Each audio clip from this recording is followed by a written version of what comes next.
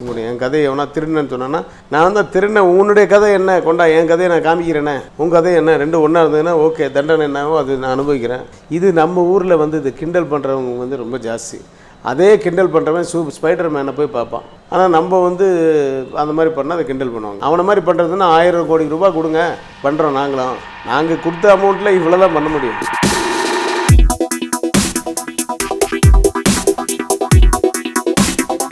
Hi India glitz viewers, வணக்கம்.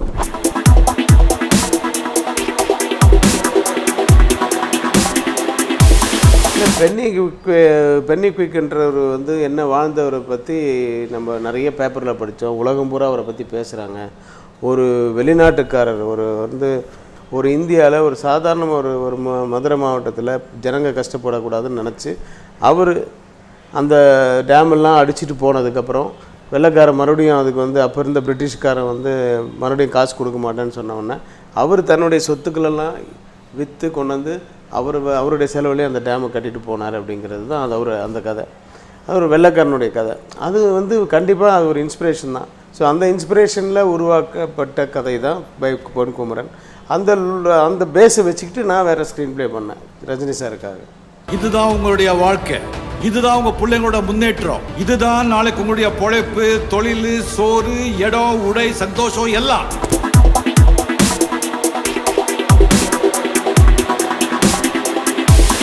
என்ன டைலாக்ன்றது உட்காந்து நான் தனியாக உட்காந்து எழுதுவேன். அந்த எழுதும்போது நானாக சிரிப்பேன், நானாக அழுவேன், நானாக கத்துவேன். அப்படி பார்த்து எழுதி ரஜினி சார் ஸ்டைலில் நடித்து பார்ப்பேன். அது என்ன பஞ்ச் இருக்குது, ஏன்னா பர்டிகுலராக ரிப்பீட் ஆகிற மாதிரி பஞ்சஸ் இந்த படத்தில் எதுவும் இல்லை. ஸோ அந்த ஒவ்வொரு டைலாக்குமே பஞ்சு தான். அந்த மாதிரி அவர் பேசினாவே பஞ்சாக இருக்கணும் அப்படின்ட்டு, டைலாக்ஸ் கொஞ்சமாக இருந்தாலும் நல்லா இருக்கணும் அப்படின்றதுலாம் ஃபீல் பண்ணுவோம் அந்த கேரக்டருக்கு.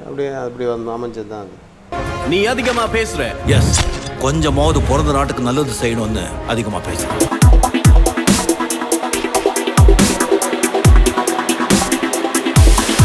அது எப்படி ப்ரொடெக்ட் பண்ணான்றது வந்து கதை திருட்டு வந்து வழக்கு போடுறது வந்து எப்படி ப்ரொடெக்ட் பண்ணுறாங்கன்றது வந்து ஊரில் நிறைய பேர் ஐடியாஸ் கொடுத்துட்ருக்காங்க. ப்ரொடியூசர்ஸ் கவுன்சில் அதை பற்றி பேசிகிட்டு இருக்காங்க. அதை அவங்க முடிவு பண்ணிட்டோம். நான் வந்து என் கதையை பற்றி தான் நான் யோசிக்க முடியும். என் கதையை எவனா திருடுன்னு சொன்னான்னா நான் தான் திருடினேன், உன்னுடைய கதை என்ன கொண்டா, என் கதையை நான் காமிக்கிறேனே, உன் கதை என்ன, ரெண்டு ஒன்றா இருந்ததுன்னா ஓகே, தண்டனை என்னவோ அது நான் அனுபவிக்கிறேன். திருடினா தானே நான் பயப்படணும். ஆமாம், வழக்கு போடுறவங்களுக்கெல்லாம் பயந்துட்டு இருந்தோம்னா வாழ்க்கையில் வாழவே முடியாது. வாழ்க்கையில் எதுவும் ஈஸி இல்லை, முயற்சி பண்ணால் எதுவும் கஷ்டம் இல்லை. Come on boys.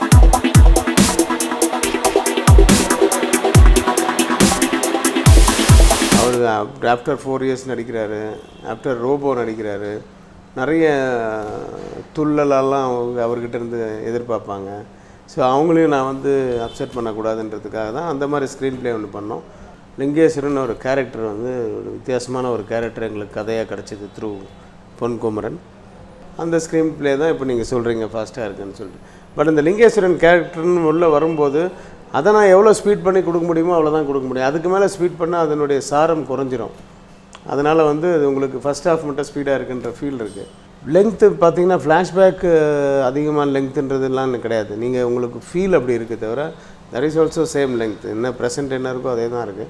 பட் அந்த ஃப்ளாஷ்பேக்கில் என்ன சொல்லணுமோ கரெக்டாக சொல்லணுன்றதுக்காக தான் அந்த லெங்க்த் எடுத்துக்கிட்டோம். ஏன்னா அது வந்து ஒரு சாக்ரிஃபைசிங் கேரக்டர். அது வந்து ஒரே ஒரு சின்ன ஒரு 2 பேர் செத்து போயிட்டாங்க அப்படின்றதுல இன்ஸ்பயர் ஆகி அந்த கேரக்டர் வந்து தன் வாழ்க்கையில் எல்லாத்தையுமே இழந்தாலும் அதை பற்றி கவலைப்படாமல் ஹாப்பியாக இருக்கிற ஒரு கேரக்டர். எனக்கு கேட்டால் வந்து நிறைய பேருக்கு அது ஒரு பாடமாக இருக்கும் அந்த லிங்கேஸ்வரன் கேரக்டர்.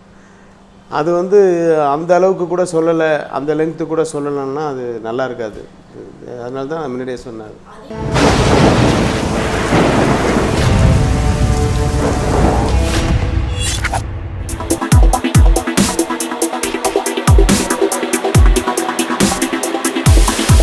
இப்போ வந்து ஷார்ட் பண்ணது வந்து நிறைய பேர் வந்து லெங்க்த்து ஃபீல் பண்ணாங்கன்னு சொன்னாங்க.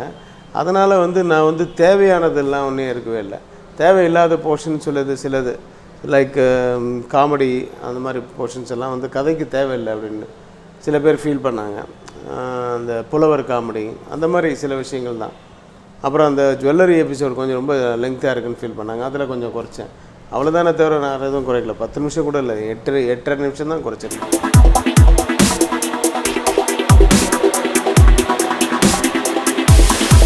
கிளைமேக்ஸில் வந்து வேறு என்னென்னமோ பண்ணணும்னு நினச்சேன். எல்லாமே யூஸ்வலாக இருந்தது. என்ன மாதிரி ஒரு கிளைமேக்ஸ் பண்ணலாம், அதாவது இந்த தாத்தா கட்டின டேம்மு அந்த கதையெல்லாம் கேட்டதுக்கப்புறம் ஒரு திருடனாக இருந்தவன் திருந்திட்டு அப்படியே போயிட்டார்னா அது வந்து ஆர்டினரி மற்ற ஹீரோஸுக்கு ஓகே. அதாவது இமேஜ் இல்லாத ஒரு மாஸ் இல்லாத ஒரு ஹீரோஸுக்கு அது ஓகே. பட் இவரை வச்சுட்டு நான் மாஸாக ஃபினிஷ் பண்ணாமல் ஒரு மலையாள படம் ஃபினிஷில் போயிடும் அது. ஸோ மாஸாக ஏதாவது பண்ணணும்னு சொல்லிட்டு நிறைய விஷயங்கள் யோசித்தோம். அது என்ன சேஸு, அது நிறைய யூஸ்வலு. மோட்டர் போட் ஃபைட்டு யோசித்தோம், அதுவும் யூஸ்வலு. ட்ரெயின் ஃபைட்டு ஏற்கனவே நாங்கள் பண்ணிட்டோம் அந்த படத்தில். சரி வேறு என்ன ஃபைட்டு தான் பண்ணுறது, புதுசாக ஏதாவது இருக்கணும். நிறைய பாம்பு வெடித்து ஃபுல்லாக அந்த ஜீப்புங்கெல்லாம் பறந்து கீழே விழுறது. இது இன்னும் எத்தனை படத்துக்கு தான் சொல்லிகிட்டு இருக்க போகிறீங்கன்னு ரஜினி சாரே சொன்னார். ஸோ ஏதாவது புதுசாக பண்ணணும்னு நினச்சோம். சரி இந்த பலூன் ஐடியா ஒருத்தர் கொடுத்தாரு. அந்த பலூன் ஐடியாவுக்கு ஓகே என்ன அந்த எந்த டேமை கட்டுறதுக்கு இவருடைய தாத்தா வந்து தன்னுடைய சொத்துக்கித்து எல்லாத்தையும் கொடுத்துட்டு ஒன்றுமே இல்லாமல் நிர்மூலமானாரோ அந்த கதையை கேட்டு இவர் திருந்தினது மட்டும் இல்லாமல் அதே டேமை மறுபடியும் திரும்பி காப்பாற்றி அந்த ஊருக்கு கொடுத்துட்டு போனார்ன்றதான் கதை. அதுக்கு ஏதாவது ஒன்று யூஸ் பண்ணோன்னு சொல்லி இது புதுசாக இருக்குன்னு யூஸ் பண்ணோம்.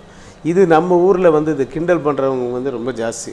அதே கிண்டல் பண்ணுறவன் ஸ்பைடர் மேனை போய் பார்ப்பான்.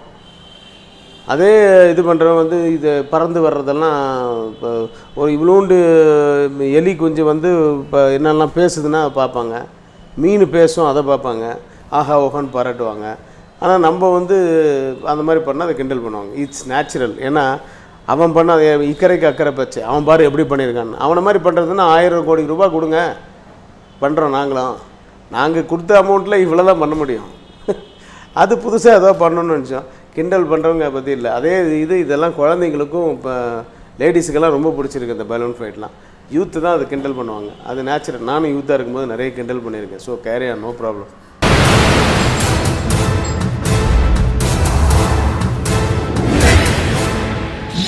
Let's begin.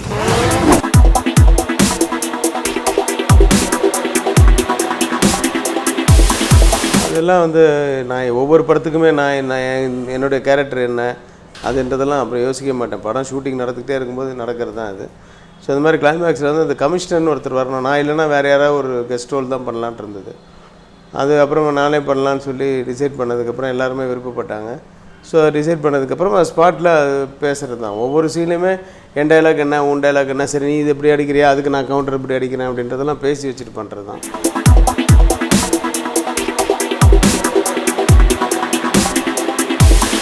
அடுத்தது வந்து சுதீப் வச்சு ஒரு படம் பண்ணிகிட்ருக்கேன். அது வந்து பண்ண போகிறேன். அது டிஸ்கஷன் நடந்துகிட்ருக்கு.